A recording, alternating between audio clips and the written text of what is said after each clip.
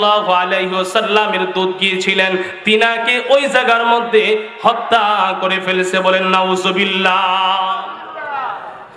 আমার ভাইয়েরা, তখনকার সময় কোন রাষ্ট্রদূত বা ব্যক্তির দূতকে হত্যা করা চরমভাবে অন্যায় ছিল, পরম চরমভাবে এটা আমার ভাইয়েরা অযৌক্তিক ছিল। রাষ্ট্রদূতকে মারা সম্ভব না, এটা বেআইনি কাজ। কিন্তু এই কাজ করলো নবীর সাহাবীকে যখন নাকি হত্যা করা হলো, আল্লাহর হাবিব মসজিদে নববীর মধ্যে সাহাবায়ে কেরামকে জমা করলেন। সাহাবীদেরকে জমা করে 3000 সাহাবীকে বললেন, সাহাবীরা রে, তোমরা যুদ্ধের পোশাক পরিধান করে নাও, তোমরা তরোয়ার হাতের মধ্যে নিয়ে নাও, যা যা যা যা কিছু আছে নিয়ে বের হয়ে যাও। তোমরা রোম সম্রাট, তখনকার সময় রোম আর পারস্য, এখন যেমন আমেরিকা রাশিয়া যেমন সুপার পাওয়ার, তখন রোম আর পারস্য ছিল এমন সুপার পাওয়ার। আমেরিকা আর রাশিয়া যতই সুপার পাওয়ার, কিন্তু মুসলমানের কাছে সুপার পাওয়ার না, কারণ মুসলমান একমাত্র আল্লাহকে ভয় করে। ঠিক না ঠিক বলে? এই আমেরিকা রাশিয়াকে দেখা দিয়েছে ছোট্ট একটা দেশ আফগানিস্তান, এদেরকে নাস্তানাবুদ করে দিয়েছে। ঠিক না ঠিক বলে? আমেরিকা রাশিয়া যতই সুপার পাওয়ার হোক, মুসলমানের কাছে সুপার পাওয়ার না, কারণ মুসলমানকে আল্লাহ সুপার পাওয়ার বানায় দিয়েছে। ঠিক না ঠিক বলে? আমার ভাইয়েরা, আল্লাহর হাবিব বললেন, এই সাহাবীরা তৈরি হয়ে নাও, সুপার পাওয়ার রোম সম্রাটের বিরুদ্ধে যুদ্ধ করা লাগবে তোমাদের। 3000 সাহাবী যার যা কিছু আছে সব নিয়ে দৌড়ে চলে আসলেন মুহূর্তের ভিতরে। সাহাবায়ে কেরাম যখন ডাক পাইলেন, ডাক পাওয়ার সাথে সাথে যার যা কিছু আছে সব নিয়ে মুহূর্তের ভিতরে রেডি হয়ে গেলেন।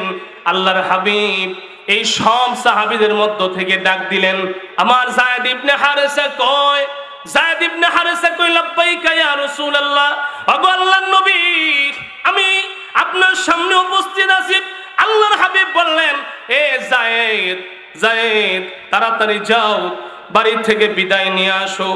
এই যুদ্ধের প্রধানতম সেনাপতির দায়িত্ব তোমাকে দিলাম, তুমি প্রথম সেনাপতি। আল্লাহর হাবিব যখন যায়েদ ইবনে হারেসাকে ডাক দিলেন, আমার ভাইয়েরা, প্রথম সেনাপতির দায়িত্ব দিয়ে আল্লাহর হাবিব বললেন, যাও যাও বাড়িতে গিয়া বলে আসো।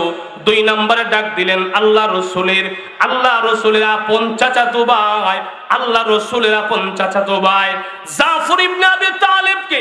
জাফর ইবনে আবি তালিব কোথায়? লাব্বাইকা ইয়া রাসূলুল্লাহ। জাফর বিন আবি তালিব দাঁড়ায় গেলেন। আল্লাহর হাবিব বললেন, জাফর বিন আবি তালিব, তুমি হলা এই যুদ্ধের ময়দানের 2 নম্বর সেনাপতি। 3 নম্বরে ডাক দিলেন আব্দুল্লাহ ইবনে রাওয়াহা, কই আছো? আব্দুল্লাহ ইবনে রাওয়াহা লাব্বাইকা ইয়া রাসূলুল্লাহ বলে দাঁড়িয়ে গেলেন। আল্লাহর হাবিব বললেন, হে আব্দুল্লাহ ইবনে রাওয়াহা, তুমি 3 নম্বর সেনাপতির দায়িত্ব পালন করবে। এই কথা বলে উপস্থিত সাহাবীদেরকে আল্লাহর হাবিব বললেন, সাহাবীরা রে, এই 3 জনের পরে 4 নম্বরের সেনাপতি তোমরা যুদ্ধের ময়দানে নিজেরা পরামর্শ করে তোমরা নির্ধারিত করে নিবে। বলেন সুবহানাল্লাহ। আমার ভাইয়েরা, যুদ্ধের ময়দানে সেনাপতি 3 জন লাগে না, একজনই যথেষ্ট। ঠিক না ঠিক বলেন? কিন্তু নবীজি 3 জনের নাম কেন বললেন? আবার 4 নম্বরও বলে দিলেন, তোমরা মশারা করে নিবা। তার মানে দাঁড়াইল যে 3 জনের নাম বললেন হাবিব, ওই 3 জন ওই যুদ্ধের ময়দানে শহীদ হয়ে যাবেন, শাহাদাত বরণ করবেন।